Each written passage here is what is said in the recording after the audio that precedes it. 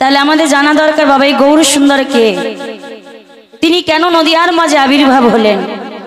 শাস্ত্রে কি বলছেন, ব্রজেন্দ্র নন্দন যে সচেষ্ট হইল সে বলরাম হইল নিতাই।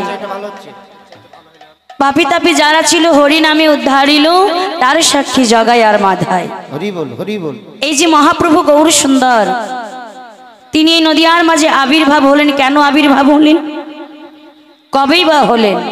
হরি বল হরি বল। 1486 খ্রিস্টাব্দে, বাংলা 891 সাল, 18ই ফেব্রুয়ারি, যেদিন মহাপ্রভু আমার এই ধরাধামে আবির্ভাব হবে, সেদিন 3টি গ্রহণ একসঙ্গে হয়েছিল। কি কি?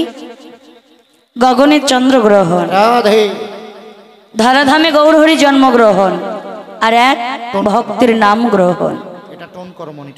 দাপর শেষে কলির প্রথম সন্ধ্যায় দোল পূর্ণিমার তিথি, চতুর্দিকে যখন শ্রীখোল করো তালের ধ্বনি, চতুর্দিকে যখন উলুর ধ্বনি, এমতো সময় অদ্বৈত প্রভুই আমার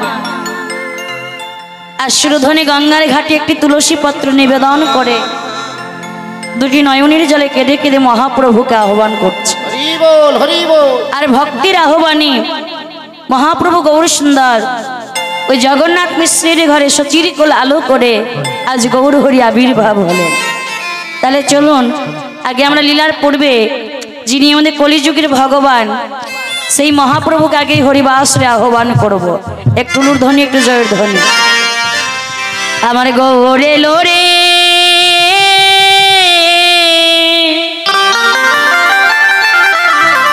এই সোনার নদিয়া,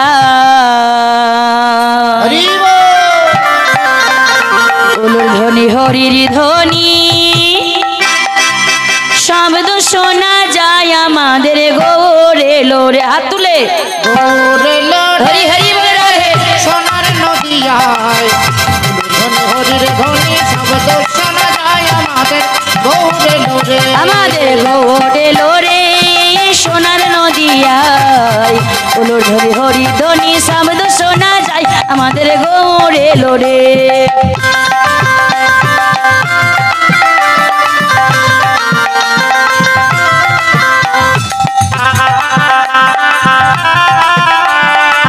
हरी हरी बोल राधे राधे।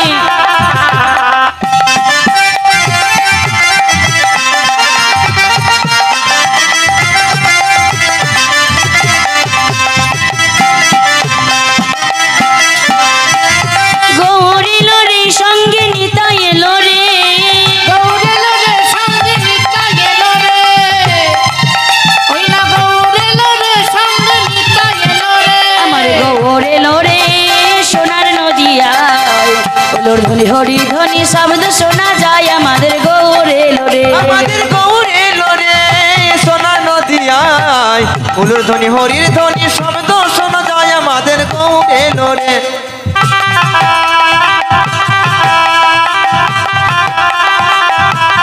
নিতাই গৌর হরি হরি বল রাধে।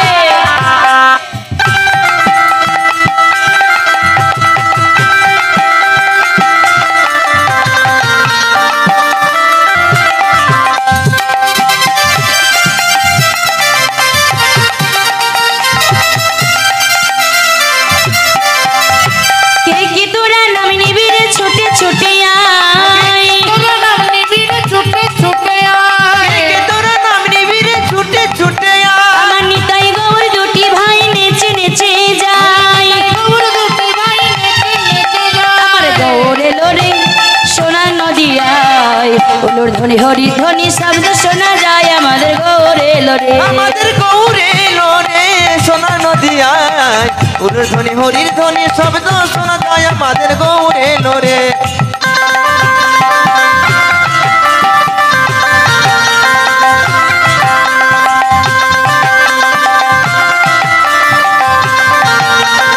নিতাই গৌর হরি হরি বল।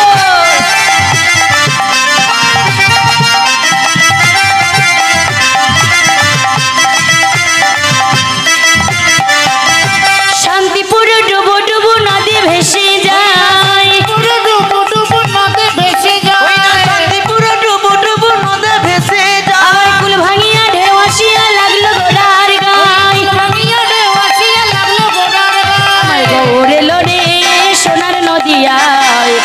ধ্বনি হরি ধ্বনি শব্দ শোনা যায় আমাদের গৌর এলো রে। আমাদের গৌর এলো রে সোনার নদিয়ায় ধ্বনি হরির ধ্বনি শব্দ শোনা যায় আমাদের গৌর এলো রে। আমাদের নিতাই এলো রে। আমাদের গৌর এলো রে গৌর এলো রে নিতাই এলো রে আমাদের নিতাই এলো রে আমাদের গৌরে এলো রে। আমাদের গৌর এলো রে। তাহলে গৌর হরি কোথায় আসলো বাবা? শ্রীধাম নবদ্বীপের মাঝে। কেন আসলেন? আপনাদের মতো আমাদের মতো এই কলির জীবকে উদ্ধার করার জন্য আজ মহাপ্রভু গৌর সুন্দর আজ নদিয়ার মাঝে ভক্ত রূপে আবির্ভাব হলেন। কেন? ভক্ত কাকে বলে? দেখুন বাবা, আমরা ললাটে তিলক সেবা করি, কণ্ঠে মোটা মোটা তুলসীর মালা পরে আমরা নিজেকে বলি বড় ভক্ত হয়ে গেছে। হ্যাঁ গো বাবা, শুধু তললরে তিলক সেবা করলে কণ্ঠে মালা পড়লে কি ভক্ত হওয়া যায়? না, ভক্ত হতে গেলে আগে নিজের আচরণটাকে ঠিক করতে হয়। ভক্ত কাকে বলে? ভকারে ভববন্ধন, ককারে কামনা বাসনা দিয়ে বিসর্জন, তকারে তন্ময় হইয়া ভাসে কৃষ্ণ প্রেম রসে, তাহাকে ভক্ত বলে শ্রীমুখ প্রকাশ। তাহলে ভক্ত কেমন ভাবে হতো? এই তিনটি কথার মধ্যে লুকিয়ে আছে। প্রথমে কি বললেন? ভকারে ভববন্ধন করিয়া ছেদন। এই যে আপনাদের আমাদের বাবা ভববন্ধন ছেদন করতে বলছেন। কোন বন্ধন? এই যে কলিযুগের মানুষ আমরা সারাটা জীবন শুধু আমার আমার আমার আমার করে মেতে থাকি বাবা। আমার বাড়ি, আমার গাড়ি, আমার টাকা, আমার পয়সা, আমার ছেলে, আমার বউ। একটা প্রশ্নের উত্তর দেবেন বাবা? গাড়ি আমার, বাড়ি আমার, বউ আমার, ছেলে আমার, আমি কার? আমি কার? শাস্ত্রে কি বলছেন? ভাবছো বসে চলবে কি সে তুমি ভাববার কে? যার ভাবনার সে ভাবে তুমি ভাবো তাকে। তুমি তাকে ভাবো যে তোমার কথা ভাবে। চিন্তা আমরা সারাটা জীবনে সংসার সংসার করে মেতে থাকি বাবা। ও মায়েরা, এই সংসার কি আমার? সংসার আপনাদের না। সংসার কার? সংসার তার। আর তার সংসারে আমরা দুদিনের অতিথি হয়ে এসেছি। দেখবেন এই সংসারকে আপনি যতদিন দিতে পারবেন, সংসারের জন্য যতদিন কর্ম করতে পারবেন, দুটো টাকা রোজগার করতে পারবেন, দেখবেন এই সংসারে ততদিন আপনার মূল্য আছে। মায়েদের বলছি, মায়েরা দেখবেন ওই বৌমাদের হাতে হাতে যতদিন রান্না করে দেবেন, বাসন মেজে দেবেন, কাপড় কেচে দেবেন, ঘর মুছে দেবেন, দেখবেন সংসারে মায়েদের মূল্য আছে। আর বাবারা সকাল হতে না হতে থলি ভর্তি বাজার করে সংসারে দিয়ে নানান কাজ যখন বাবারা করে দেয়, দেখবেন সংসারে বাবাদের মূল্য আছে। কিন্তু সেই পিতা মাতা যদি 10 দিন অসুস্থ হয়ে বিছানায় পড়ে থাকে, দেখবেন তো সংসার আপনাকে কতটা ভালোবাসে। যে সন্তানকে আপনি 10 মাস 10 দিন গর্ভে ধারণ করে জন্ম দিচ্ছেন, সেই সন্তানই আপনাকে পিতামাতা বলে পরিচয় দিতে লজ্জা পাচ্ছে বাবা। তাই গৌরহরি বলছো গো কলিজি, যেটা তোমার নয় তোমরা সেটা ধরবার চেষ্টা করছো, কিন্তু যেটা তোমার সেটা তো ধরতে চাইছো না। এই কলিযুগের মানুষ বড়ই স্বার্থপর বাবা। এই কলিযুগের মানুষ বড়ই স্বার্থপর। এই গৌরহরি কলিজীবের জন্য কি না করেনি? জীবের হাতে পায়ে ধরে কৃষ্ণ নাম বিলাইয়েছে। যে ধন 3 যুগে দেওয়া হয় না সেই ধন দিয়েছেন এই কলিহত জীবের মধ্যে। কেন? এই কলির যুগের মানুষ একমাত্র হরি নামের দ্বারাই উদ্ধারও হতে পারে। হরি নাম ছাড়া তাদের কোনো গতি নাই। শাস্ত্রে বলছেন হরে নামইব নামইব নামইব কেবলম কালো নাস্তিব নাস্তিব নাস্তিব গতিরন্যতা। এই কলিযুগের নাম ছাড়া কোনো গতি নাই, গতি নাই, গতি নাই। একমাত্র নামের দ্বারাই এই কলির জীবকে উদ্ধার করতে পারেন বাবা। তাই মহাপ্রভু যখন আমার নদিয়ার পথে দুটি নয়নের জলে কেঁদে কেঁদে যখন হরিনাম বিতরণ করছেন, এই মহাপ্রভুকে আমরা কত অপমান করেছি বাবা, কত দুঃখ দিয়েছি, কত কষ্ট দিয়েছি। সকল অপবাদ গৌরহরি মুখ বুঝে শোয়েও তবু হরি নাম দিয়ে বেরিয়েছে। বলেছ গো কলিজি, তোমরা আমাকে কষ্ট দাও, আমাকে দুঃখ দাও, হরি বল হরি বল। কিন্তু তবু তোমরা বদনে একবার কৃষ্ণ বলো, একবার তোমরা হরি বলো, একবার তোমরা কৃষ্ণ বলে কাঁদো। তাহলে এই যে মহাপ্রভু তিনি নদিয়ার মাঝে এই কলিজীবের দুঃখ দুর্দশা দর্শন করে থাকতে না পেরে যখন দেখছেন এই নদিয়ার মাঝে গৌরহরিকে কেউ চিনতে পারলেন না, গৌরহরি আমার সিদ্ধান্ত নিলেন যে নদিয়ার মাঝে আমাকে কেউ চিনল না, এই নদিয়া ছেড়ে আমি চলে যাব। যেই না বলেছে নদিয়া ছেড়ে চলে যাব, ভাবনিষ্ঠী গৌরহরি আমার ভাবাবেশে দুটি নয়নের জলে কাঁদছেন আর গৌরহরিকে দর্শন করছেন। কে দেখুন বাবা, এই যে নবদ্বীপের মাঝে গৌরহরি কাঁদছেন, এই গৌরহরি কেন কাঁদছেন? আর এই গৌর সুন্দর পূর্বজন্মে ছিলেন ভগবান শ্রীকৃষ্ণ। নদিয়ার মাঝে কেন আসলেন এই অদ্বৈত আচার্যের আহ্বানে জানেন বাবা? ঐশ্বরধ্বনি গঙ্গার ঘাটে অদ্বৈত আচার্য প্রভু দুটি নয়নের জলে কেঁদে কেঁদে ভগবানকে ডেকেছিল। এই অদ্বৈত কে? তিনি পূর্বজন্মে কে ছিলেন যে তার কথাই ভগবানকে এই নবদ্বীপের মাঝে গৌর হয়ে আসতে হলো বাবা। এই অদ্বৈত আচার্য প্রভু ছিলেন সত্য ত্রেতা দাপর তিন যুগে তিনি ছিলেন ভোলানাথ। আর তিন যুগে মৃত্যু হয়নি বলে তার আরেক নাম মৃত্যুঞ্জয়, তিনি মৃত্যুকে জয় করেছেন। সেই ভোলানাথ আজ নবদ্বীপের মাঝে অদ্বৈত আচার্য হয়ে জন্ম নিলেন বাবা।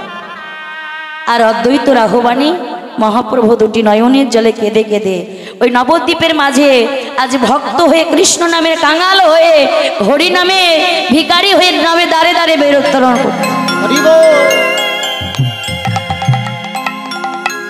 একদিন মহাপ্রভু যখন আমার মুকুন্দ সরকারের কাছে গিয়ে বলছে, মুকুন্দ, অমুকুন্দ, মুকুন্দ,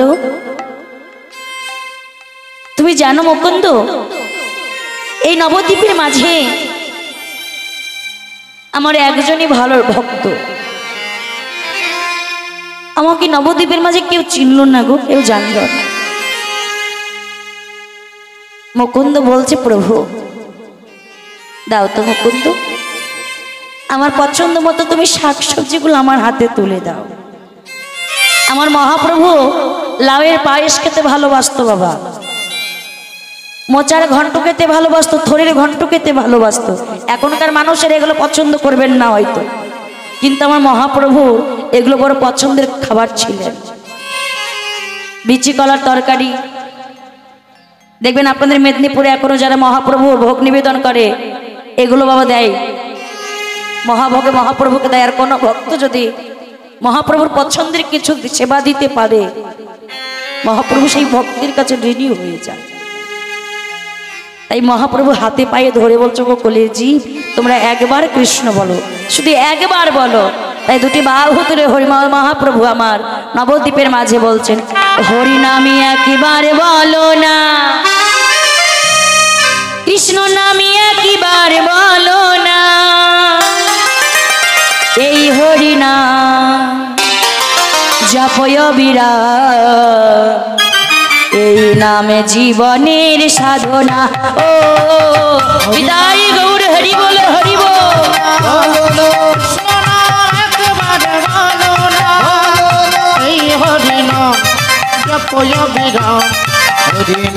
জীবনের সাধনা। হরি নামে একবার বলো না, কৃষ্ণ নামে একবার বলো না, এই হরি নাম জপয় বিরাম, এই নামে জীবনের সাধনা।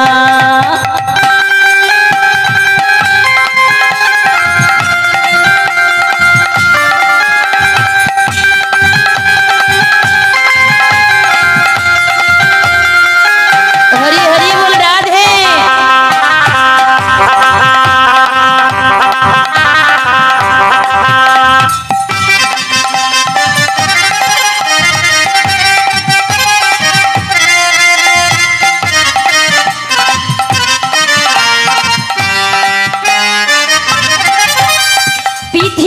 সব কিছু থাকবে, একদিন তুমি চলে যাবে। পৃথিবীতে সব কিছু থাকবে, একদিন তুমি চলে যাবে।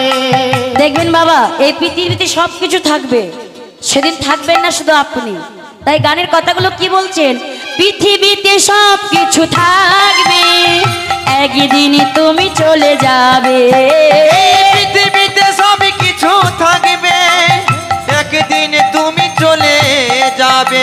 এই বিষয় বাড়ি সুন্দর নারী, জয় বাড়ি সুন্দর নারী, এই বিষয় বাড়ি সুন্দর নারী, বিষয়বাড়ি সুন্দর নারী, সঙ্গে কিছু যাবে না। হরি নামে একবার বলো না, কৃষ্ণ নামে একবার বলো না। এই হরি নাম জপয় বিরাম, এই নাম জীবনের সাধনা।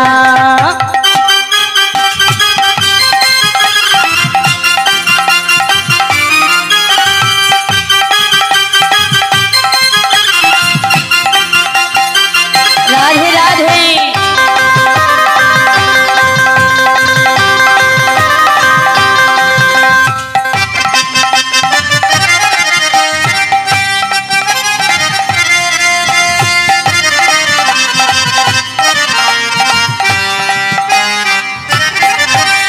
হরি বলো ভাই, হরি নাম ছাড়া গতি নাই। হরি বলো ভাই, হরি নাম ছাড়া গতি না। হরি বলো ভাই, হরি নাম ছাড়া গতি নাই। আচ্ছা ও মায়েরা, এই কলিযুগের কি হরি নাম ছাড়া কোনো গতি আছে আমাদের? কি গো, কোনো গতি আছে? নেই তো। তাহলে একটু সবাই মিলে হাতটা তুলে বলুন না, সবাই মিলে বড় করে, হরি বলো ভাই, হরি নাম ছাড়া গতি নাই। হরি বলো ভাই, হরি নাম ছাড়া গতি না। ওই বিষয় বাড়ি সুন্দর নারী, জয় বাড়ি সুন্দর নারী, ওই বিষয় বাড়ি সুন্দর নারী, বিষয়বাড়ি সুন্দর নারী, সঙ্গে কিছু যাবে না। হরি নামে একবার বলো না, কৃষ্ণ নামে একবার বলো না। এই হরি নাম জপয় বিরাম, এই নাম জীবনের সাধনা। হরি নাম একেবারে বলো না, কৃষ্ণ নাম একেবারে বলো না। এই হরি নাম জপয় বিরাম, হরি নাম জীবনের সাধনা। ও কৃষ্ণ নামে জীবনের সাধনা, হরি নাম জীবনের সাধনা, কৃষ্ণ নামে জীবনের সাধনা। আমাদের হরিনাম ছাড়া কোনো গতি নাই বাবা। তাই এই যে এত সুন্দর দেখুন, আর শিব পূজা উপলক্ষে এত সুন্দর হরিবাসরের আয়োজন করেছেন, এত বড় উৎসবের আয়োজন করেছেন কেন? দেখুন এখানে বাউল হবে, যাত্রা হবে, রামায়ণ হচ্ছে, তার মধ্যে কীর্তনটাকে রেখেছেন কেন?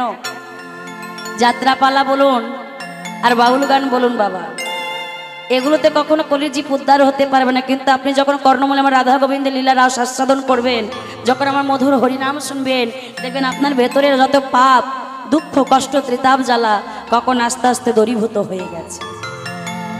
তাই যেহেতু আমাদেরকে আজকে ভক্তি লাগাইবার দিয়েছে সুযোগ কৃষ্ণ সুদামা, তাই বেশিক্ষণ আমরা গৌর কথা বলবো না কেন? আজ কৃষ্ণ সুদামা লীলাটাই অনেকটা বড়, তাই সরাসরি আমরা লীলায় প্রবেশ করব। লীলা রসটাকে আমরা পরিপূর্ণভাবে আস্বাদন করব। যেহেতু বৃন্দাবন লীলাইটা, তাই ছোট্ট করে আমরা একটা রাধা ভজনের মধ্যে দিয়ে বৃন্দাবনে যাব। সবাই মিলে কোনো ধ্বনি জয়ের ধ্বনি করে বৃন্দাবনে যাব। রাধা রাধা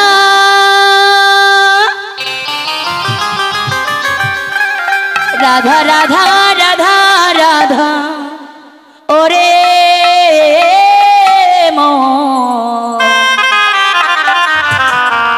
যদি যাবি মধুর বৃন্দাবন। রাধা রাধা রাধা রাধা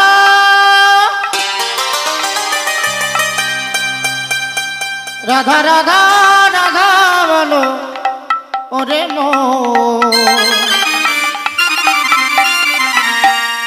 যদি যাবি মধুর বৃন্দাবন রাধা রাধা রাধা রাধা ওরে মন যদি যাবি মধুর বৃন্দাবন রাধা রাধা রাধা বলো রে মন যদি যাবি মধুর বৃন্দাবন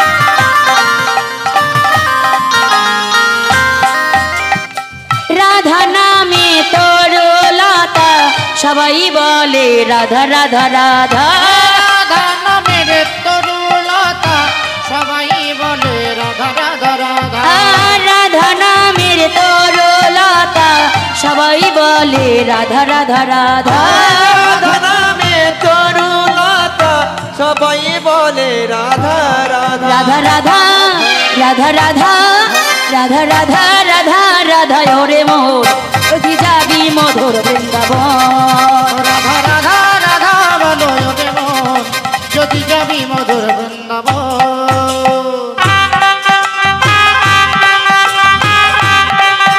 উলুর ধ্বনি জয়ের ধ্বনি হরি হরি বল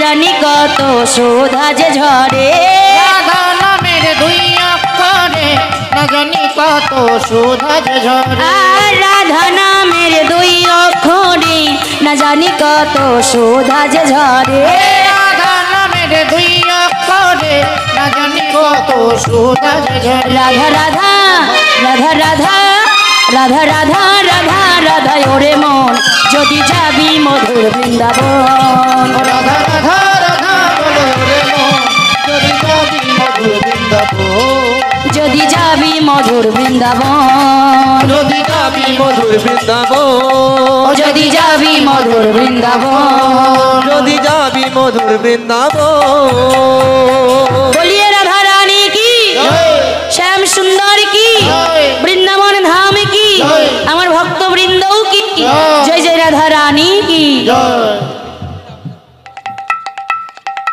আজ বৃন্দাবনে প্রবেশ করে আজকের আলোচ্য বিষয় আমার ভক্ত লীলা কৃষ্ণ সুদামা মিলন। তাহলে এই সুদামাকে সুদামার কোথায় জন্ম কি তার পরিচয় প্রথম পদটা আমরা আস্বাদন করব বাবা। মহাজন প্রথম পদে কি লিখেছে দেখো না, বৃন্দাবন না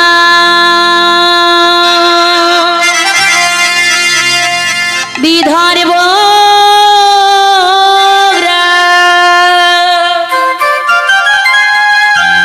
ব্রাহ্মণী মটুকের গৃহে বৃন্দাবন না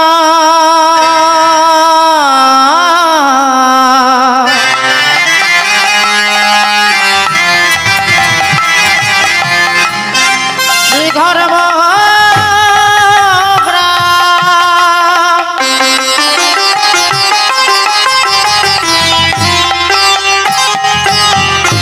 ব্রাহ্মণ মটুকের গৃহে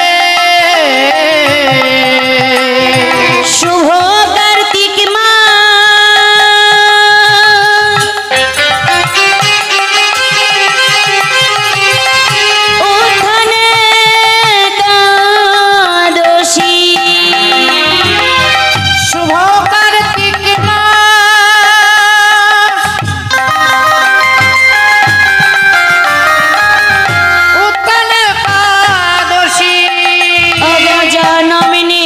সুধা মাগো জনম নিল সুধা মা।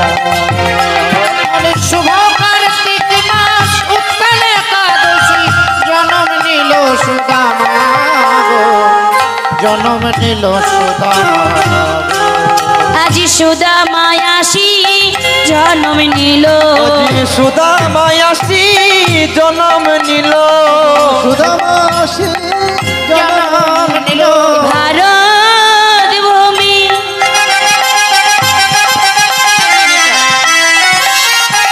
ধন্য হলো সুধা মায়াসী জনম নিল।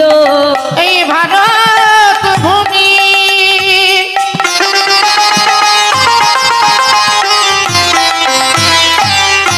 ধন্য হলো সুদামায়াসী জনম নিল সুদামা গো জনম নিল সুদামা আজি জনম নিল সুধা মাগো জনম নিল সুধা মা। তাহলে প্রথম পদ কি বললেন বাবা? বৃন্দাবন নাম বিদর্ভ গ্রাম ব্রাহ্মণ মৌটুকের গৃহে। এটা একটু তুলতে হবে। এটা তুলে দিন দাদা, এটা মেন বক্তব্যটা তুলে দিন। তাহলে প্রথম পদ কি বলেন? বৃন্দাবনে সুদামার জন্ম হলেন। বৃন্দাবন নাম বিদর্ভ গ্রাম ব্রাহ্মণ মৌটুকের গৃহে। তাহলে বৃন্দাবনটা তো একটা জেলা বাবা। এই যে আপনারা যদি আপনাদের বলা হয় বাবা আপনার বাড়ি কোথায়, আপনি যদি বলেন মেদিনীপুর, কেউ চিনতে পারবে? আপনাকে বলতে হবে মেদিনীপুরের রসুনচকে আপনার বাড়ি। তাহলে সুদামার বাড়িটা কোথায়? বৃন্দাবন জেলার বিদর্ভ গ্রামে। পিতার নাম মটুক ব্রাহ্মণ, মায়ের নাম হলেন রচনা দেবী। তবে সিনেমার রচনা নয় বাবা, রচনা দেবী। তাহলে এই সুদামার জন্ম হলো কোন তিথিতে? শুভ কার্তিক মাস উত্থান একাদশী জন্ম নিলেন সুদামা। কার্তিক মাস দামোদর মাস, যেটা বৈষ্ণব শাস্ত্রের নিয়ম সেবার মাস। আর এই কার্তিক মাসে উত্থান একাদশী বলে একাদশী রয়েছেন বাবা। একাদশীর মধ্যে সর্বশ্রেষ্ঠ একাদশী হলেন এই উত্থান একাদশী। আর এই একাদশীর তিথিতে জন্ম নিলেন আমার সুদামা। তাহলে দেখুন বাবা, বছরে 24টা একাদশী। এখানে একাদশী ব্রত কারা কারা করেন একটু কষ্ট করে হাতটা তুলুন তো দেখি আমি। বাহ, অনেকেই করেন। আর যারা করেন না তাদের জন্য বলছি বাবা, একাদশী ব্রতটা এত বড়ই ব্রত, যারা একাদশী ব্রত করেন তাদের অন্য দেবদেবীর পূজা করলেও হয়, না করলেও হয়। আর এই একাদশী 24টার মধ্যে যারা দেখুন 24টা করতে পারছেন না, অসুস্থতার কারণ, অনেক কিছু কারণ হতে পারে, তারা অন্তত বছরে 4টি একাদশী করবেন 24টার মধ্যে। আর 4টি একাদশী একাদশীর মতো করতে হবে বাবা। আর এই সর্বশ্রেষ্ঠ একাদশী এই কার্তিক মাস, যারা প্রথম চেষ্টা করছেন যে ধরবো নতুন করে একাদশী, তাই উত্থান একাদশী ধরবার শুরু করবেন বাবা, চেষ্টা করবেন। তাহলে এই সুদামা উত্থান একাদশী দিন জন্ম নিলেন। তাহলে এখানে প্রশ্ন আসতে পারে, সুদামাটা কে বাবা? না সুদামা পূর্বজন্মে কে ছিলেন? না তেতার ভরত আসি জন্ম নিল, ভরত আসি জন্ম নিল, তার ভরত আসি জন্ম নিল তারপরে সুদামা হলো ভরত আসি জন্ম নিল। তারপরে সুদামা হলো ভরত আসি জন্ম নিল সুদামা গো জন্ম নিল সুদামা জন্ম নিল সুদামা গো জন্ম নিল সুদামা। তাহলে এই সুদামা ত্রেতা যুগের ভরত, আজকের সুদামা। ও মায়েরা, আমি আপনাদের মুখে বললাম যে ত্রেতা যুগের ভরত আজকের সুদামা, আপনারা যে মেনে নেবেন তা তো নয়, আমি প্রমাণ দিতে হবে। এই সুদামা, এই ত্রেতা যুগের ভরত আজকে সুদামা কি করে হলো। আর এই তত্ত্ব জানতে হলে আমাদের বাবা সেই ত্রেতা যুগে যেতে হবে। ত্রেতা যুগে রাজা দশরথের এক কঠিন ব্যাধি হয়েছিল। ব্যাধিটা কি? রাজা দশরথের ডান হাতে 2টি আঙুল রক্তপুঁজ হয়ে গলে ঘুষে যাচ্ছে। অসহ্য যন্ত্রণা যখন রাজা দশরথ সহ্য করতে পারছেন না, অনেক বড় বড় রাজবদ্ধ রাজ জ্যোতিষী রাজ কবিরাজ আসলেন, কেউ রাজা দশরথকে সুস্থ করতে পারলেন না বাবা। এক অনামী কবিরাজ শেষে বলছে, রাজন তুমি সুস্থ হয়ে যেতে পারো একটি শর্তে। কি? তোমার তো 3টে স্ত্রী, রামের মা কৌশল্যা, ভরতের মা কৈকেয়ী, লক্ষ্মণ ও শত্রুঘ্নের মা সুমিত্রা। আর 3 জন স্ত্রীর মধ্যে যে কোনো একজন স্ত্রী যদি তোমার ওই আঙ্গুলের রক্তপুষ যদি মুখ দিয়ে চুষে চুষে পরিষ্কার করে দেয়, তবে তুমি সুস্থ হয়ে যেতে পারো। হরি বল হরি বল। ওই যে আছে না বাবা, রাখে মারে কে আর মারে হরি তো রাখে।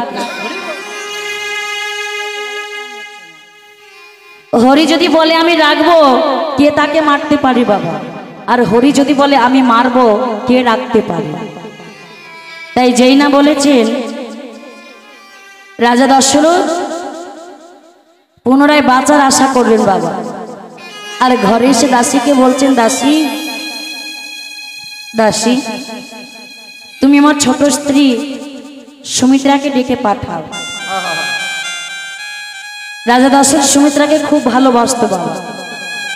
দেখতেও ছিলেন অপরূপ সুন্দরী, বয়সটাও ছিলেন খুব অল্প। রাজা দশরথ সবসময় সুমিত্রাকে বেশি করে সময় দিতেন বাবা। তো সুমিত্রা এসে বলছে, স্বামী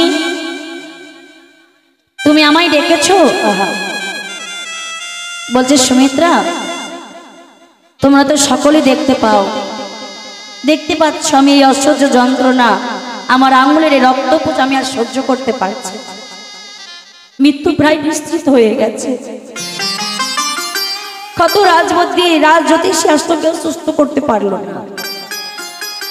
এক অনামী কবিরাজ সে আমায় বললেন, রাজন তোমার 3 জন স্ত্রীর মধ্যে যে কোনো একজন স্ত্রী যদি তোমার ওই আঙুলের রক্তপুষ যদি মুখ দিয়ে চুষে চুষে পরিষ্কার করে দেয়, তাহলে তুমি সুস্থ হয়ে যাবে। সুমিত্রা তুমি আমার এই আঙুলের রক্তপুষ মুখ দিয়ে চুষে চুষে পরিষ্কার করে দেবে?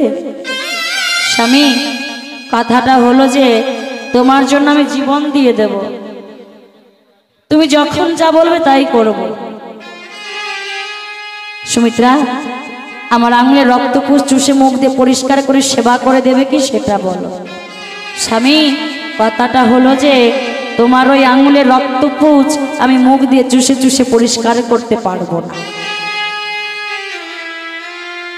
রাজা দশরথ বলছে, হাইরে হাইরে আমার সংসার, আজ এই সংসার দাবানো হলে আজ আমি নিজেই পুড়ে মরে গেলাম। কি করিনি এই সংসারের জন্য, আর সংসার আমাকে কি দিল? যে সুমিত্রাকে নিজের থেকে বেশি ভালোবাসতাম, আর সে আমার মৃত্যু যেন আমার থেকে দূরে সরে যাচ্ছে। রাজা দশরথ বড় স্ত্রী রামের মা কৌশল্যার কাছে গেলেন বাবা। আর কৌশল্যার কাছে গিয়ে বলছেন, কৌশল্যা তুমি আমার এই আঙুলের রক্তপুঁজ মুখ দিয়ে চুষে চুষে পরিষ্কার করে দেবে? বলছে, স্বামী তোমার ওই আঙুলের রক্তপুঁজ দেখে তো আমার ভেতর থেকে বমি চলে আসছে, আমার গা গুলিয়ে যাচ্ছে। আমি তোমার ওই আঙুলের রক্তপুঁজ মুখ দিয়ে চুষে চুষে পরিষ্কার করতে পারবো, অন্য কাউকে গিয়ে বলো। রাজা দশরথ বাঁচার আশা ছেড়ে দিলেন বাবা। কেন? বলছে, যাদেরকে ভালোবাসলাম, যাদেরকে নিজের করে ভাবলাম, তারাই যখন আমার মৃত্যু শুনে দূরে সরে যাচ্ছে, ওই কৈকেয়ী আমার সেবা করবেই না। কেন? যে কৈকেয়ীর প্রতি আমি অন্যায় করেছি, অবিচার করেছি, কোন মুখ নিয়ে গিয়ে বলবো কৈকেয়ী তুমি আমার এই আঙুলে রক্তপুঁজ মুখ দিয়ে চুষে চুষে পরিষ্কার করে দাও? আমি পারবো না। রাজা দশরথ যখন নয়নের জলে নিজে কাঁদছেন, কৈকেয়ী দর্শন করলেন যে সবাইকে বললেন, আমাকে তো বললেন না। কৈকেয়ী রাজা দশরথের কাছে গিয়ে বলছে, স্বামী তুমি ওদের সেবা করার কথা বললে, আমাকে তো বললে না, আমি তোমার সেবা করে দেব। একই বলছো কৈকেয়ী? তোমার যে দিনের পর দিন আমি অন্যায় করেছি, অবিচার করেছি, আর তুমি কিনা আমার সেবা করে দেবে? বলছে, স্বামী একজনের সধবা স্ত্রীর স্মৃতির সিঁদুর হলো অহংকার, সিঁদুর যদি আমার না থাকে, বলতে পারো স্বামী আমি কি নিয়ে অহংকার করব? ওগো কই কই, তোমার সঙ্গে দুটো ভালো করে আমি কোনোদিন কথা বলি, তোমাকে কোনোদিন কাছে টেনে নিইনি, আর আজ আমার মৃত্যু শুনে তুমি আগে এগিয়ে আসতে। ওই কই কই রাজা দশরথের আঙুলে রক্ত পুঁজ মুখ দিয়ে চুষে চুষে পরিষ্কার করে দিচ্ছে। বাবা কিছুদিন যখন এই মুখ দিয়ে সেবা পরিষ্কার করে দিলেন, সেবা করতে করতে রাজা দশরথ সুস্থ হয়ে উঠলেন। বাবা আর যেই না সুস্থ হয়ে কৈকেয়ীকে কাছে নিয়ে বলছে, কৈকেয়ী আজ তোমার জন্য আমি আবার বাঁচার আশা পেলাম, বেঁচে উঠলাম তোমার সেবার জন্য। তা আজ আমি তোমায় ভালোবেসে দুটো বর দিতে চাই। বলছে স্বামী আমি তো তোমাকে কোনো বরের জন্য ভালোবাসিনি, কোনো বরের জন্য সেবা করিনি, নিষ্পাপ ভালোবাসার দ্বারাই তোমায় আমি সেবা করে তুলেছি। আমি জানি কৈকেয়ী তুমি আমায় ভালোবাসো, তবু আজ আমি তোমায় ভালোবেসে বর দুটো দিতে চাই, তুমি না বলো। বলছে স্বামী আজ যখন ভালোবেসে তুমি আমায় বর দুটো দিতে চাইছো, না বলো বটা, কিন্তু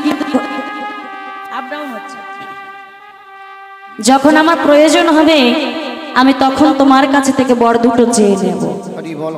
আর দেখুন বাবা এই বর দুটো চাইতেও বেশি দেরি লাগলেন না। কেন? রাজা দশরথ যখন আস্তে আস্তে বৃদ্ধ হয়ে বসলেন, সিদ্ধান্ত নিলেন বংশের বড় ছেলে রাম হবে অযোধ্যার রাজা। আর এই কথাটা যখন চারিদিকে ঢেরা পিটিয়ে বলে দিলেন বংশের অযোধ্যার রাজা হবে রামচন্দ্র, এই কথাটা শ্রবণ করলেন কে? ব্যাটারি নেই মনে হয়। এই কথাটা শ্রবণ করলেন কে? কৈকেয়ী। কথাটা নিয়ে গেল কে বাবা? ওই কৈকেয়ী দাসী যার নাম মন্থরা। ওই মন্থরা কৈকেয়ীর কাছে গিয়ে বলছে, কৈকেয়ী ও কৈকেয়ী শুনেছো শুনেছো তোমাদের বংশের বড় ছেলে রাম হবে অযোধ্যার রাজা। আর এই কথাটা যখন শুনেছে বাবা, কৈকেয়ী গলায় একটা মূল্যবান হার ছিলেন, হারটা খুলে মন্থরার গলায় পরিয়ে দিয়েছে। মন্থরা তুই আমায় এত ভালো খবর শোনালি। আহা যেই না আমার বলছে, মন্ত্র বলছে দেখো দেখো কৈকেয়ী আমায় উপহার দিয়ে হার। বলছে শোনো, কাল যদি তোমার সতীনের ছেলে রাম যদি অযোধ্যার রাজা হয়, তোমাকেও রাজমাতা বলবে না, বলবে কাকে? ওই কৌশল্যা। কৌশল্যা যখন তোমার মুখের ওপরে ছড়ি ঘোরাবে সেটা কি তোমার ভালো লাগবে? কেমন করে কৈকেয়ীর মনটাকে পরিবর্তন করে দেখো।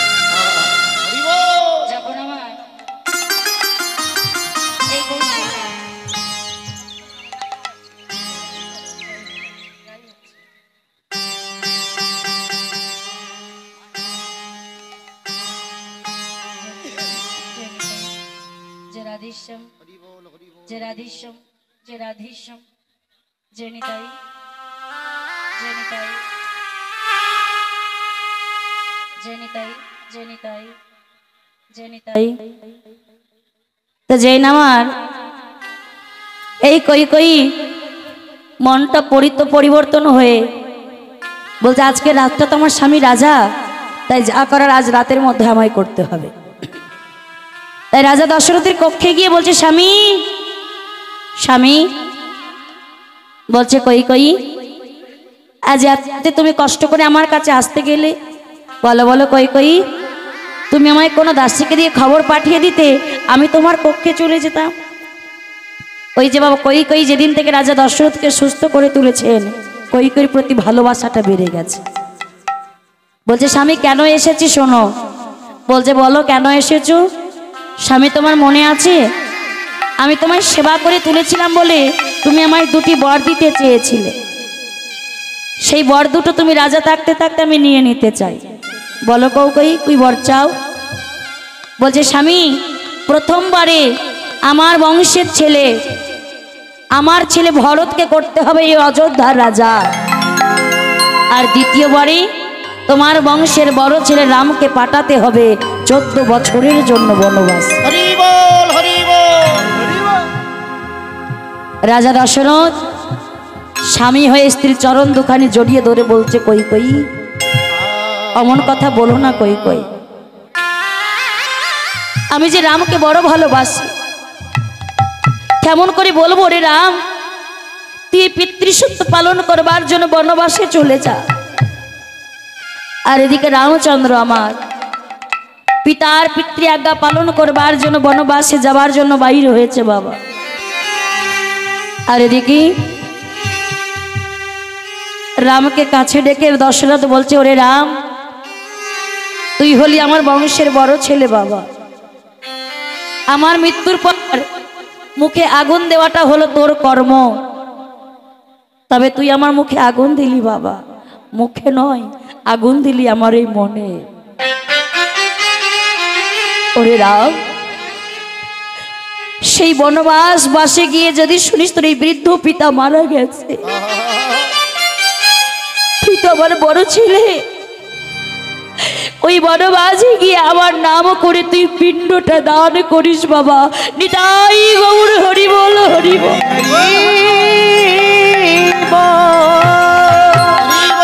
ওই বনবাসে তুই আমার নাম করে পিণ্ডটা দান করিস। যেই না বলেছেন বাবা, এদিকে রাম লক্ষ্মণ সীতা যখন বনবাসে চলে গেলেন, ওই কই পুত্র বাড়িতে ছিলেন না, কোথায় ছিলেন? মামার বাড়িতে।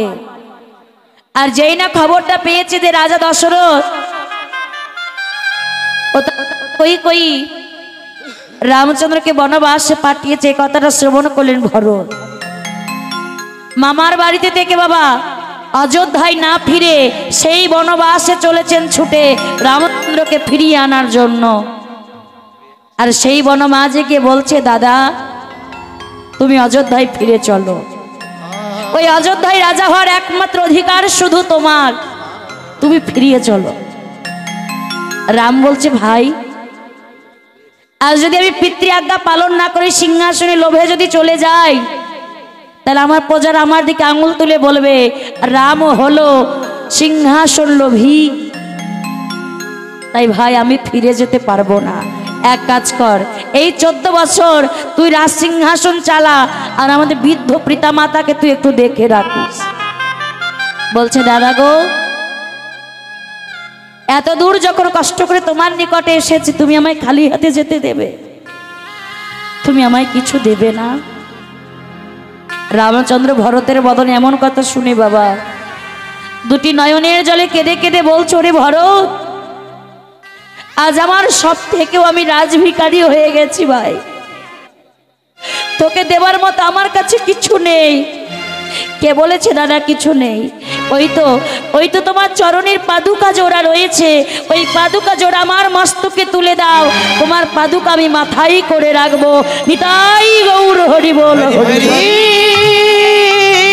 বল। আজ আমার রামচন্দ্রের পাদুকা জোড়া ভরত আমার মস্তকে করে নিয়ে অযোধ্যায় ফিরে এসে বাবা সেই রাজ সিংহাসনে রামচন্দ্রের পাদুকা জোড়া প্রতিষ্ঠা করলেন। রাজা হলেন ভরত, কিন্তু একদিনের জন্য বাবা রাজ সিংহাসনে ভরত বসেনি, বসিয়ে রেখেছে রামচন্দ্রের পাদুকা জোড়া। আর সিংহাসনে নিচে আসন পেতে ভরত রাজ্য শাসন করতে লাগলেন। দেখতে দেখতে যখন 14 বছর পার হয়ে গেল, রামচন্দ্র যখন বনবাস থেকে রাজপ্রাসাদে ফিরে এসেছে বাবা। এসে ছুটে দেখলেন রাজকক্ষে প্রবেশ করে ভরত রাজ সিংহাসনে না বসে সিংহাসনের নিচে বসে আছে বাবা। আর ওই সিংহাসনের ওপরে রামের পাদুকা জোড়া প্রতিষ্ঠা করে পূজা করছে। রাম ছুটে গিয়ে ভরতকে বক্ষ মাঝে জড়িয়ে ধরেছে। ভাই, আজ তুই যে ত্যাগটা করেছিস, কোনো ভাই কোনো ভাইয়ের জন্য এই ত্যাগ করে না। দেখবেন মায়েরা, এখনকার দিনে ভাইয়ে ভাই এক হাত জায়গার জন্য, এক হাত জমির জন্য কত ঝগড়া, কত মারামারি, কত মুকদ্দমা লেগে যায় শুধু এক হাত জায়গার জন্য। আর এই ভরত 14 বছর রাজ সিংহাসন পেয়ে ভুল করে একদিনের জন্য রাজ সিংহাসনে বসেনি, বসিয়ে রেখেছে রামচন্দ্রের পাদুকা জোড়া। তাই রাম বলছেন, ভাইরে এই ত্যাগ কে করতে পারে জানিস? এক আরাধ্য দেবতার জন্য তার পরম ভক্তই ত্যাগ করতে পারে। তাই আজ আমি তোকে এই অযোধ্যায় দাঁড়িয়ে কথা দিচ্ছি, আগত জন্মে তোকে আর ভাই করব না। আগত দাপর যুগে আমি হব ভগবান শ্রীকৃষ্ণ, আর সেদিন তোকে করব আমার মরমের মরম সখা। তোর নাম হবে সুদামা। নিতাই গৌর হরি বল, হরি সেই সুদামা বাবা, ত্রেতা যুগের ভরত, আজকের বৃন্দাবনের হলেন সুদামা। তাই তাহলে ভক্তির ঋণ শোধ করবার জন্য আজ ভগবান আসলেন কোথায়? বৃন্দাবনে। তাহলে মায়ের এক টুলুর ধ্বনি, জয়ের ধ্বনি দিয়ে আগে আমরা কৃষ্ণকে বৃন্দাবনে নিয়ে আসি নাকি? আজি কৃষ্ণ এলো বৃন্দাবনে, কৃষ্ণ এলো বৃন্দাবনে, আজি কৃষ্ণ এলো বৃন্দাবনে, আজি কৃষ্ণ এলো বৃন্দাবনে। তোরা দেখে যা, দেখে যা, দেখে যা, দেখে যা, দেখে যা জনে জনে।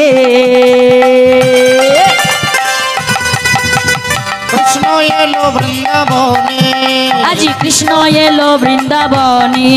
তোরা দেখে যা, দেখে যা, দেখে যা, দেখে যা জনে জনে। রাধে রাধে। আজি কৃষ্ণ এলো বৃন্দাবনে, আজি কৃষ্ণ এলো বৃন্দাবনে।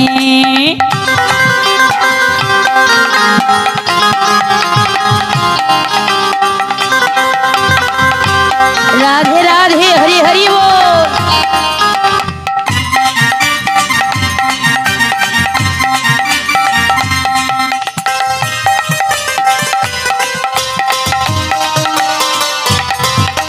মা যশোদারি গোপাল বৃন্দাবনে প্রজোড়া খাল। মা যশোদারি গোপাল বৃন্দাবন ব্রজ রাখা। ওই চরণে নূপুর বাজে, চরণে নূপুর বাজে, ওই চরণে নূপুর বাজে, চরণে নূপুর বাজে। বৃন্দাবনের মাঝে তোরা দেখে যা, দেখে যা, দেখে যা, দেখে যা জনে জনে।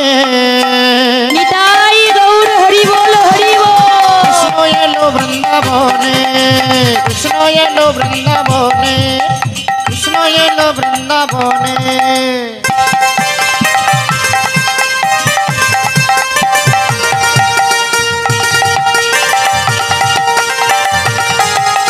উলুর ধ্বনি, জয়ের ধ্বনি।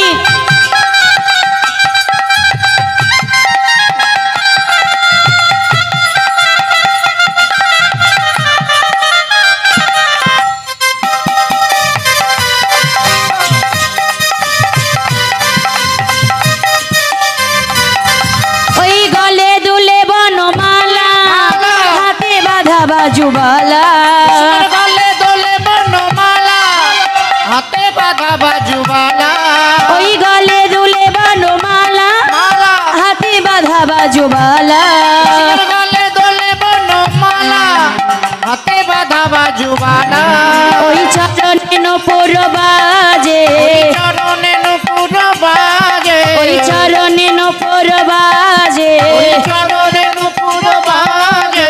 বৃন্দাবনের মাঝে তোরা তোরা দেখে যা, দেখে যা, দেখে যা, দেখে যা জনে জনে নিতাই গৌর হরি বল হরি বল। কৃষ্ণ এলো বৃন্দাবনে আজি কৃষ্ণ এলো বৃন্দাবনে, কৃষ্ণ এলো বৃন্দাবনে আজি কৃষ্ণ এলো বৃন্দাবনে, কৃষ্ণ এলো বৃন্দাবনে কৃষ্ণ এলো বৃন্দাবনে, কৃষ্ণ এলো বৃন্দাবনে। আজ আমার ভগবান কৃষ্ণ এই বৃন্দাবনে আসলেন কেন? ভক্তের ঋণ শোধ করবার জন্য। আর যেই না ভক্তের ঋণ শোধ করবার জন্য বৃন্দাবনে আসলেন, এই যে বৃন্দাবনে ভগবান কৃষ্ণ সখাদের নিয়ে খেলা করছেন, তাহলে ভগবান কৃষ্ণের সখা কতজন ছিলেন? 12 জন সখা, 12 জন উপসখা। আর কৃষ্ণ ও বলরাম মোট 26 জন সখা নিয়ে প্রাণ গোবিন্দময় বৃন্দাবন লীলা করেছেন। আর যখন শ্রীরাম সুদাম দাম বসুদাম মধুমঙ্গল সকলকে একসঙ্গে নিয়ে বৃন্দাবনে বটবৃক্ষের নিচে খেলা করছেন।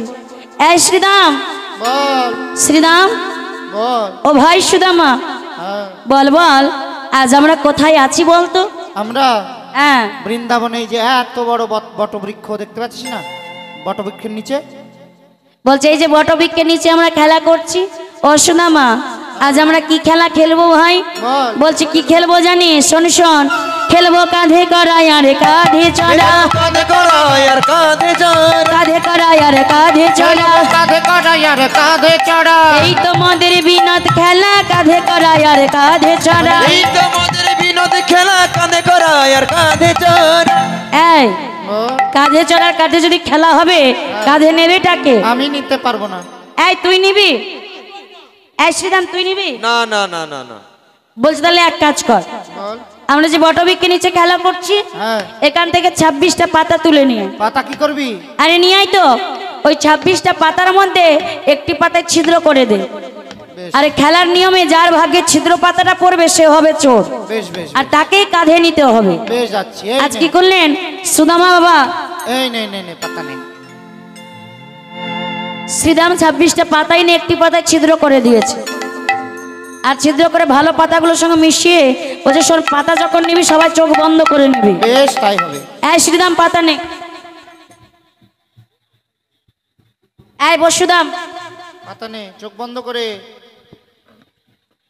এই মধুমঙ্গল, দে দে। এই মহাবল নে। এই সুদামা তুই নে। এই তোদের পাতাগুলো ভালো করে একটু দেখ তো। দেখ তো। এই শ্রীরাম তোর পাতা কেমন? তোর পাতা ভালো? এই সুদাম তোর পাতা? আমারও ভালো। তোর পাতা ভালো? এই মধুমঙ্গল তোর পাতা কেমন? আমার পাতাটাও ভালো। এই মহাবল তোর পাতা? আমরা একদম দারুণ। তোর পাতা ভালো? এই সুদামা তোর পাতা? তোর পাতা ভালো? সবাই যখন বলে ভালো, এ কানাই, আমার ভাগ্যে জুটেছে কালো। কানাই, বল আমাদের সবার পাতাগুলো দেখলি, তোর পাতাটা দেখা। তোর পাতা ভালো করে দেখ, আমরা তো সবাই দেখলাম, আমাদের সবার গুলো ভালো। আবার দেখ, এই তো এই ভালো দেখ, পাতা। কতবার দেখছি, দেখ দেখ না তো। সবার পাতা ভালো। আরো 10 বার দেখ। 10 বার কেন, 100 বার। তোর পাতাটা দেখা। ও মা, কানাই ছেঁড়া পাতা পেয়ে চুপ করে দাঁড়িয়ে আছে। সকালে বলছে কানাই তোর পাতা দেখার এলে জোর করে দেখবো। সবাই মিলে যেই না কানের পাতা জোর করে দেখেছে, আয় কানাই চোর, কানাই কানাই চোর, কানাই চোর, চোর কানাই চোর চোর চোর এই, চোর চোর চোর, এই চোর। আবার চোর বলছে। তুই চোর, তো চোর বলবো না? একদম চোর বলবি না। চোর। চোরকে চোর বলবো। সুদামা বলছে এই কানাই, কানাই তুই বিনে কে চোর হবে ভাই, তুই বিনে কে চোর হবে ভাই, তুই বিনে কে চোর হবে ভাই, তুই বিনে কে চোর হবে ভাই, নন্দ রানীর ননি চোরা তুই বিনে কে চোর হবে ভাই, নন্দরানীর ননি চোরা তুই বিনে কে চোর হবে, আবার ভজকপীর বসনে চোরা তুই বিনে কে চোর হবে ভাই, তুই ব্রজগোপীর বসনে চোরা তুই বিনে কে চোর হবে ভাই। চোর চোর চোর চোর চোর চোর। আবার চোর বলে। তুই চোর তো। আরে কাঁধেই তো চাপবি, এতবার চোর বলার কি আছে? এই কে কাঁধে চাপবি? তুই কাঁধে চাপবি? এই সুদামা, যখন আমার কাঁধে চাপি ভালো করে ধরে বসিস যেন পড়ে না যাস। আজ সুদামা কি করেছে দেখুন বাবা, ওই কৃষ্ণের কাঁধে চেপে উঠেছে। আর কৃষ্ণ কে করেছেন? ওগো সুদামা রেলো এ কৃষ্ণ, চলিতে লাগিল। নিতাই গৌর হরি বল হরি বল। চলিতে লাগিল সুদামার লয়ে কৃষ্ণ চলিতে লাগিল। চলে যাই রে নিতাই গৌর হরি বল হরি বল হরি বল। চলে যাই রে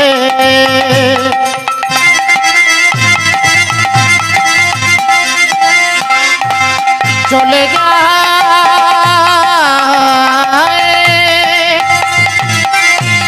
চলে যায়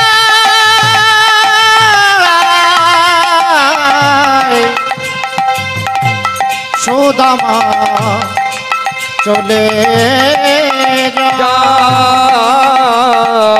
সুদামার লয়ে কৃষ্ণ চলিতে লাগিল। সুদামার লয়ে কৃষ্ণ চলিতে লাগিল। একই পক্ষ আমরা বৃক্ষ তলে উপনীত হলো। পক্ষ আমরা বৃক্ষ তলে উপনীত হলো। পক্ষ আমরা বৃক্ষ তলে উপনীত হলো। পক্ষ আমরা বৃক্ষ তলে উপনীত হলো। কানাই দাঁড়া রে দাঁড়া রে দাঁড়া রে দাঁড়া রে তনয়ে দররে দররে গাছে কত আমরে দাঁড়া রে দাঁড়া রে গাছে কত আমরে দাঁড়া রে দাঁড়া রে তনয়ে গাছে কত আমরে দররে দররে। এই সুদামা ওই গাছে আমটাতে তোর কি আর আমারই বাকি? হরি বল। বলছে কানাই এই বৃন্দাবনী ফল এত সুস্বাদু ভাই, এই ফল এত রসালো ফল, আর তাতে কথা দিচ্ছি ভাই আমটা পেরে আগে তোর বদনে তুলে দেব। দিবি তো? এত ওই অদৃশ্যতা লেগে গেলে এই ফল অমৃত সমানও হয়ে যাবে। কৃষ্ণ বলছে এই আমটা পেরে আগে দিবি তো আমায়। আজ কি করেছেন ওই সুদামা কৃষ্ণের কাঁধে চেপে বাবা একটি আম পেরে আগে নিজে খেতে শুরু করেছে। এই তুই যে বললি আমটা পেরে আগে আমায় দিবি। সুদামা বলছে কানাই রে কানাই রে এই যে বৃন্দাবনের ফল, না জানি এই ফলের ভেতরে কি আছে। শুনেছি তোকে নিধন করার জন্য মহারাজ কংস তোকে নিধন করার জন্য তোর যেদিন 6 দিন বয়স ওই পুতনার মতো রাক্ষসীকে পাঠিয়েছিল তোকে বধ করবার জন্য। কত আগাসুর কত বগাসুরকে পাঠিয়েছে তোকে নিধন করার জন্য। আর ভাই এই বিষ ফলে যদি এই মহারাজ কংস ফলের ভেতরে যদি বিষ মাখিয়ে রাখে আর সেই বিষ ফল খেয়ে তুই যদি মারা যাস, বল বল কানা বল বল কানাই আমরা তোকে কোথায় পাবো? আমরা মরে গেলে আমাদেরকে বাঁচানোর জন্য তুই আছিস, মনে আছে কানাই? যেদিন বৃন্দাবনে কাঠের ঘর্ষণে ওই বনের মধ্যে আগুন লেগেছিল সেদিন তুই ছুটে এসে আমাদের প্রাণ বাঁচিয়েছিলি। আবার যেদিন কালিদহের জলে বিষ জল পান করে আমরা খেয়ে প্রাণ হারিয়েছিলাম সেদিন তুই আমাদের প্রাণ বাঁচিয়েছিলি। ওরে মোদের জীবন কানাই কানাই রে আমরা মরে গেলে কি হবে? আমাদেরকে বাঁচানোর জন্য তুই আছিস, কিন্তু তুই যদি মরে যাস আমরা তোকে কোথায় পাবো? কানাই সুদামাকে বলছে সুদামা তুই আমাকে এত ভালোবাসিস। আহা যেই না বলেছে বাবা, সুদামা বলছে কানাই রে এই জগতে তুই বিনে আমার আপন বলতে আপন নাই ভাই। তুই যে আমার আমার আমার তুই শুধু আমার। দেখুন বাবা এই সুদামা কৃষ্ণকে নয়নে যদি একবার না দেখতো সারাদিনে থাকতে পারতো না। সুদামা এত কৃষ্ণকে ভালোবাসতো। আর এখানে লীলার মূল বিষয় ভগবান কেমন ভাবে ভক্তকে পরীক্ষা করছে দেখুন। ওই যে ভগবান বলে না যে করে আমার আজ সর্বপ্রথমে করি তার সর্বনাশ, তথাপিও যদি না ছাড়ে আমারও পাস আমি হয়ে যাই সেই ভক্তির দাসের অনুদান। হরি বল। দেখবেন বাবা যে ভক্ত যত ভগবান ভগবান করে ভগবান সেই ভক্তকে তত দুঃখ দেয়। যে ভক্ত যত কৃষ্ণ কৃষ্ণ করে ভগবান সেই ভক্ত তত কাঁদায়। কেন? ভগবান ঘষে মেজে দেখে নেয় যে আমার ভক্ত কতটা কষ্ট সইতে পারে, কতটা দুঃখ সইতে পারে। তাই সুদামাকে পরীক্ষা করার জন্য ভগবান কি করলেন? বৃন্দাবনের সমস্ত সখাদের নিয়ে শান্তিপুনি মুনির আশ্রমে চলে গেলেন। পড়ে রইল বৃন্দাবনে শুধু সুদামা, যে সুদামা কৃষ্ণ ছাড়া আম জানেন না বাবা। আর সুদামা সারা বৃন্দাবন ঘুরে ঘুরে কাঁদছে। ওরে কানাই, ওরে কানাই, একটিবার দেখা দে ভাই, একটিবার দেখা দে। তুই তো জানিস তোর বদন না হেরে আমি প্রাণে বাঁচি না ভাই, একবার দেখা দে না কানাই। সুদামা যখন দুটি নয়নের জলে কাঁদছে, সুদামার একটা পা ছিল খোড়া, ঠিক মতো হাঁটতে পারতো না বাবা। কৃষ্ণ কৃষ্ণ বলে ছুটে গিয়ে আছাড় খেয়ে পড়ত, আবার উঠে দাঁড়িয়েছে। কাঁদতে কাঁদতে কৃষ্ণ কৃষ্ণ বলে পাগল হয়ে যাচ্ছে সুদামা। আরে সুদামার মা সেই রচনা দেবী তার স্বামীর কাছে বলছে, স্বামী আমাদের ছেলেটা কৃষ্ণের জন্য কেঁদে কেঁদে পাগল হয়ে যাচ্ছে, এক কাজ করো না স্বামী, আমাদের ছেলেটাকেও তুমি ওই গুরুর গৃহে নিয়ে যাও। সেই গুরুর কাছে গেলে গুরুদেবের কাছে থেকে শিক্ষা গ্রহণও হয়ে যাবে, আবার কৃষ্ণের সঙ্গে দেখাও হয়ে যাবে। এই যে বাবা কৃষ্ণ যে শান্তিপুনি মুনির আশ্রমে গিয়েছিলেন শিক্ষা গ্রহণের জন্য, এখানে প্রশ্ন আসতে পারে ভগবানেরও কি শিক্ষার প্রয়োজন? দেখুন, আপনি আচরি ধর্ম জীবের শিখাই, আপনি আচরণ না করিলে জীব শিখনে না যায়। শিখনে না যায়। জীবকে শিক্ষা দেওয়ার জন্য ভগবান নিজে আচরণ করে গেলেন বাবা। আর এদিকে মটক ব্রাহ্মণ তার ছেলের এই দুঃখ কষ্ট সইতে না পেরে আজ চলেছে বাবা গুরুর গৃহে সুদামাকে রাখতে। আজ সুদামার মনে আনন্দ ধরছেন না, তাই গুরুর নাম স্মরণ করে সেই গুরুদেবের কাছে চলেছেন। আর সুদামা দুটি বাহু তুলে বাবার হাতে ধরে চলেছেন। বাবা জয় গুরু, জয় গুরু, জয় গুরুর জয়, জয় গুরু, জয় গুরু, জয় গুরুর জয়। নিতাই গৌর হরি বল। জয় গুরু, জয় গুরু জয়, জয় গুরু, জয় গুরু, জয় গুরু জয়। জয় গুরু, জয় গুরু, জয় গুরুর জয়, জয় গুরু, জয় গুরু, জয় গুরু জয়। জয় গুরু, জয় গুরু, জয় গুরু জয়, জয় গুরু শ্রী গুরু প্রাণ গুরু জয়। তুমি মাতা, তুমি পিতা, তুমি মহেশ্বর, তুমি মাতা, তুমি পিতা, তুমি সর্বেশ্বর। তুমি মাতা, তুমি পিতা, তুমি মহেশ্বর, তুমি মাতা, তুমি পিতা, তুমি সর্বেশ্বর। জয় গুরু, জয় গুরু, জয় গুরুর জয়, তুমি গুরু মাতা পিতা, তুমি গুরুর জয়। নিতাই গৌর হরি বল, হরি বল। জয়, তুমি গুরু মাতা পিতা, তুমি গুরু জয়। জয় গুরু, জয় গুরু, জয় গুরু জয়, জয় গুরু, জয় গুরু, জয় গুরুর জয়। শিক্ষার উদ্দেশ্যে সুদামা একত্রিত হইলাম, একত্রিত হইল। এত দিনে সুদামার মনে আনন্দ পাইলাম, আনন্দ পাইলা। যেই না আমার কৃষ্ণকে যেই না গুরুগৃহের সম্মুখে দেখতে পেয়েছে, কানাই, ও কানাই, কানাই। সুদামা ছুটে গিয়ে বলছে, কানাই ওই বৃন্দাবনে সকল সখাদের তুই নিয়ে গুরুগৃহে আসলি, একমাত্র শুধু আমায় রেখে। আচ্ছা সুদামা বল বল, তুই কাঁদিস না ভাই। এই তুই যে অমন করে কাঁদছিস, কৃষ্ণ তুই জানিস না তুই ছাড়া আমাদের আর কেহ নাই, তুই শুধু আমার, আমার, আমার, তুই যে আমার। দুটি নয়নের জলে যখন কাছে কাঁদিস না সুদামা, কাঁদিস না। আজ আমার সুদামাকে যখন আমার গুরুদেবের কাছে নিয়ে গেলেন, গুরুদেব ওই শান্তিপনি গুরুদেবের স্ত্রী ছিলেন যার নাম সুমুখী দেবী।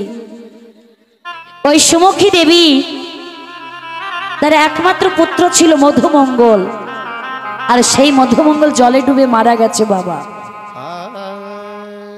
এগো মায়েরা, আপনারা কীর্তন শুনছেন না মেলার দিকে তাকাচ্ছেন আমি বুঝতে পারছি না, একটু আমাদের দিকে তাকান, আমার দিকে ঘুরুন। আমি একা একাই গাইছি মনে হচ্ছে, হরি বল। তো এই যে সুদামা যখন গুরুদেবের কাছে গেলেন, এই শান্তিপনি মুনির স্ত্রী সুমুখী দেবী তার ছেলের মতো দেখতে বলে সুদামাকে খুব ভালোবাসতো। নিজের ছেলেটা মরে গেছে জলে ডুবে, আর এই মধুমঙ্গলের মতন এই সুদামা ছিলেন একই রকম দেখতে। তাই সুমুখী দেবী নিজের সন্তানের মতো বেশি ভালোবাসতো, যত্ন করত, নিজ হাতে সেবা করাতো, খাওয়াতো। তাজামা এমন ভাবে যখন গুরুগৃহে চলে গেলেন, ওই শান্তিপনি মুনি সকলকে একসঙ্গে নিয়ে শিক্ষা গ্রহণ করাচ্ছে। কৃষ্ণ, অকৃষ্ণ বলো কৃষ্ণ, তুমি আমার কাছে কি শিক্ষা গ্রহণ করতে চাও? কৃষ্ণ বলছে, গুরুদেব আমি আপনার কাছে থেকে যুদ্ধনীতি ও রাজনীতি শিখতে চাই। বলরাম তুমি কি শিখতে চাও? গুরুদেব আমি হলধর, আর হলধর হয়ে আমি ধনুর্বিদ্যা জানি না, আমি আপনার থেকে ধনুর্বিদ্যা শিখতে চাই। আহা, সুদামা তুমি কি শিখতে চাও? গুরুদেব আমি দরিদ্র ব্রাহ্মণের ঘরের ছেলে, কৃষ্ণের মতো যুদ্ধনীতি রাজনীতি শিখতে চাই না, বলরামের মতো ধনুর্বিদ্যাও শিখতে চাই না, আমি আপনার কাছে থেকে বেদ অভ্যাস করতে চাই। বা বাবা বা সুদামা তুমি বেদ অভ্যাস করতে চাও? জানো কেউ যদি বেদ অভ্যাস করে তাকে কি বলে? বেদ পাঠাওতি বিপ্র। আর বেদ পাঠ করতে করতে তোমার ভেতরে যখন অন্তরে ব্রহ্ম জ্ঞান হবে, তুমি একজন ব্রাহ্মণ হয়ে উঠবে। সবাই মিলে যখন গুরুগৃহে শিক্ষা গ্রহণ করছেন বাবা, এখানেই ভগবান সুদামাকে আবার পরীক্ষা করছে। বলছে সুদামা অনেক দিন হলো গুরুগৃহে আছে, যারা চলে যাচ্ছেন বাড়ি হরিবল তাদের উদ্দেশ্যে বলছি, কেউ বাড়ি যাবেন না, আমাদের লীলা শেষেই আপনাদের বাউল প্রোগ্রাম হবে, দল চলে এসেছে, তাই কেউ বাড়ি যাবেন না। রাধে রাধে। আর একটু বসুন।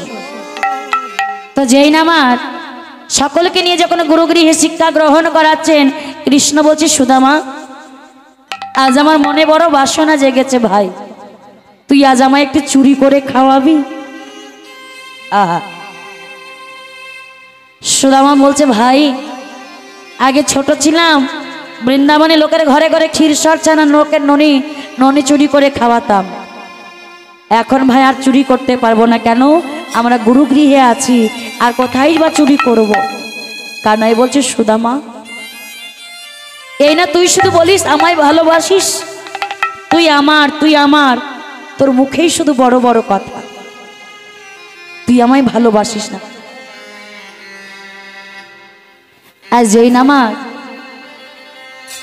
বলছে সুদামা বলছে কানাই তাহলে আমি কোথায় চুরি করব ভাই তুই বলে দে। বলছে শোন ভাই, গতকাল রাতে দেখেছি ওই গরুমা রন্ধনশালায় বড় বড় নারকেলের নাড়ু তৈরি করেছে, আর যখন থেকে ওই নারকেলের নাড়ু আমি দেখেছি ভাই, ওই নাড়ু দেখে ভেতরটা আমার খাই খাই শুরু হয়ে গেছে, তাই আমাকে ওই নারকেলের নাড়ু তুই চুরি করে খাওয়াবি। বলছে সর্বনাশ, অবশেষে গুরুর গৃহে চুরি। কৃষ্ণ রে শুনেছি কৃষ্ণ রুষ্ট হলে গুরু রাখিবারে পারে, রাখিবারে পারে, গুরু রুষ্ট হলে কৃষ্ণ রাখি পারে না রে, রাখিবারে না রে।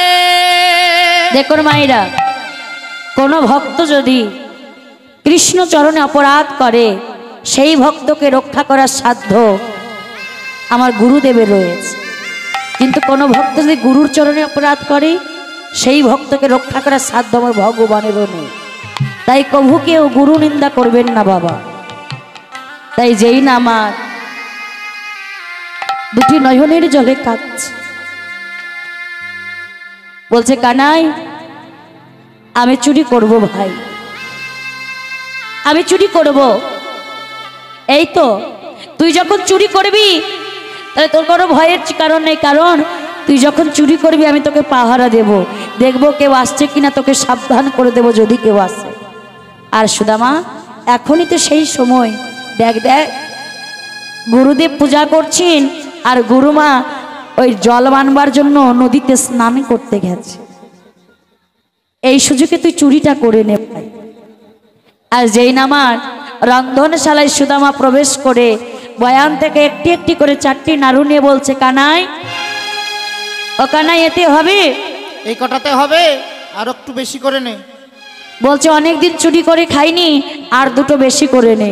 আরো দুটো নিয়ে বলছে ও কানাই এবার হবে? হবে না, আরো বেশি করে নে, সবাই মিলে খাবো, কেমন লাগে? বলছে আমরা খাবো, ওরা খাবো, আর দুটো বেশি করে চুরি করে নে ভাই। আর যেই না বয়নের ভেতরে হাতটা দিয়েছে, কৃষ্ণ দেখছে নদী থেকে গুরুমা স্নান করে চলে আসছে। বাবা গুরুমাকে দেখেছে তবু সাবধান করে নাই, আরো চিৎকার করে বলে উঠলেন গুরুমা, গুরুমা, ও গুরুমা ভালো করে চেয়ে দেখো গুরুমা, যাকে তুমি নিজের সন্তান বলে ভালোবেসেছো আর সেই তোমার ছেলে আজ কেমন ভাবে তোমার ঘরে নাড়ু চুরি করে খাচ্ছে। নাড়ু হাতে যেই না বাবা সুদামা কি করলেন, আজ নাড়ু হাতে যখন ধরা পড়ে গেলেন গুরুদেব মায়ের কাছে, গুরুমা বললেন ছি সুদামাচ্ছি, অবশেষে তুই কিনা গুরু গৃহে চুরি করলি, তোকে নিজের ছেলের মতো ভালোবাসতাম, আর আজ তুই কিনা গুরু গৃহে চুরি করলি।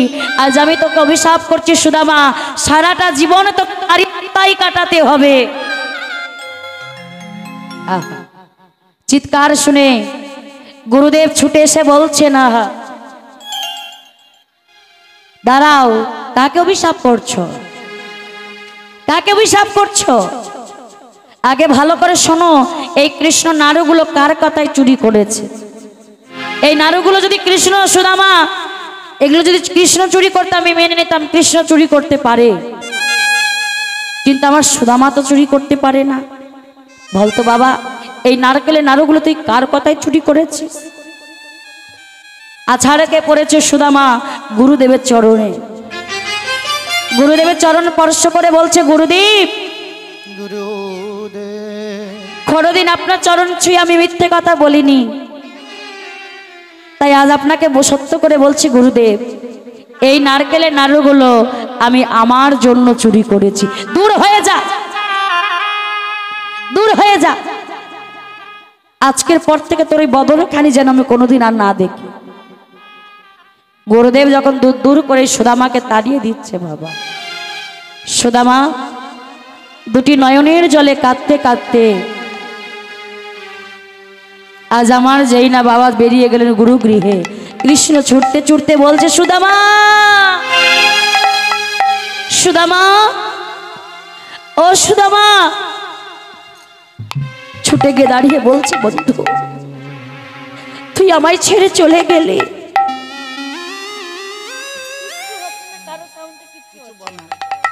একেবারে দাদা সাউন্ড কিচ্ছু বুঝতে পারছি না, শুধু মুখে বলে যার মনে হচ্ছে বক্তব্য দিচ্ছে, গানের সুর কিচ্ছু হচ্ছে না। রাধে, এতে কি বলুন আমাদের বদনাম হচ্ছে, এত দূর থেকে শিল্পী আসলো কি গান করে গেল, কিন্তু বিশ্বাস করুন মা কিচ্ছু আমরা বুঝতে পারছি না। আমি কোনোদিন মাইক ম্যানকে কোনোদিন কিছু বলি না, কিন্তু আজকে আমার খুবই কষ্ট হচ্ছে গাইতে।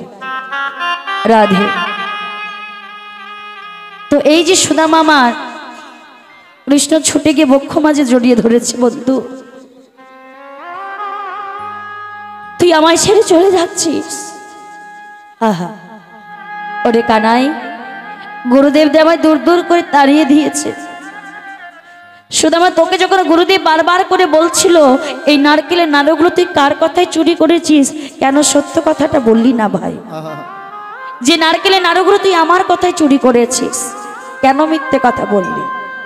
সুদামা বলছে, কানাই, আমি তো গুরুদেবকে মিথ্যে কথা বলিনি। তুই যে আমার, তুই আমার, আর তুই যদি আমার হোস, এই নারকেলের নাড়ুগুলো তো আমি আমার জন্য চুরি করেছি। ওরে সুদামারি, আজ তুই আজও আমায় হারিয়ে দিলি ভাই, আজও তুই আমায় হারিয়ে দিলি। তবে যেদিন আমি দ্বারকার রাজা হয়ে রাজ সিংহাসনে বসবো, সেদিন আমার কাছে আসিস, আমি তোকে 2 হাত ভরে দান করব। সুদামা বলছে, বন্ধু তুই শুধু আমায় এই আশীর্বাদ কর, কোনোদিন যেন তোর কাছে হাত পেতে কিছু চাইতে না হয়, সারাটা জীবন যেন দিয়ে যাচ্ছি এমনই ভাবে যেন তোকে দিয়ে যেতে পারি। নিতাই গৌর হরি বল।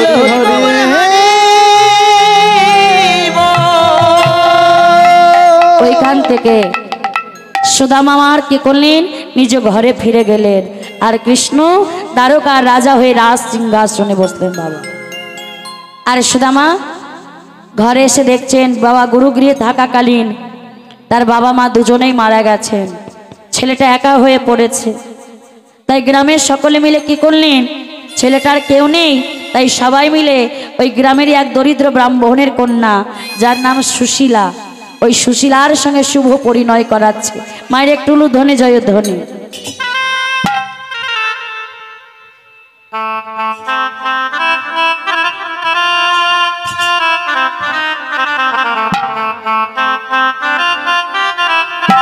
নিতাই গৌর হরি হরি বল।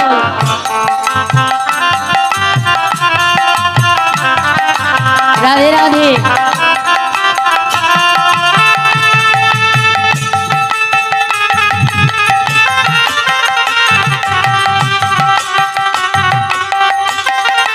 হরি হরি বল।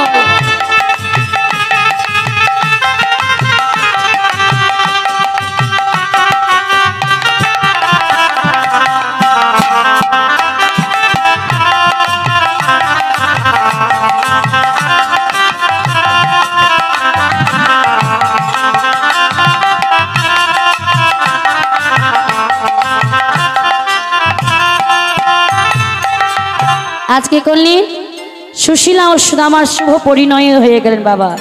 যেমন সুদামা কৃষ্ণ ভক্ত, তেমন তার স্ত্রী সুশীলা হয়েছে কৃষ্ণ ভক্ত। দুজনে কৃষ্ণ ছাড়া আর কিছু জানেন না বাবা। আর এদিকে ভগবান কৃষ্ণ যখন বৃন্দাবনে দ্বারকায়, বৃন্দাবনে থেকে দ্বারকায় গিয়ে যখন রাজ সিংহাসনে রাজা হয়ে বসলেন, আর 2 হাত ভরে গরিব দুঃখীদের দান করছে। আর এই কথা শ্রবণ করলেন কি ওই সুদামার স্ত্রী সুশীলা। সুশীলা তার স্বামীর কাছে গিয়ে বলছি, স্বামী স্বামী, শুনলাম তোমার ছোটবেলার বন্ধু কৃষ্ণ সে নাকি দ্বারকার রাজা হয়ে বসেছে।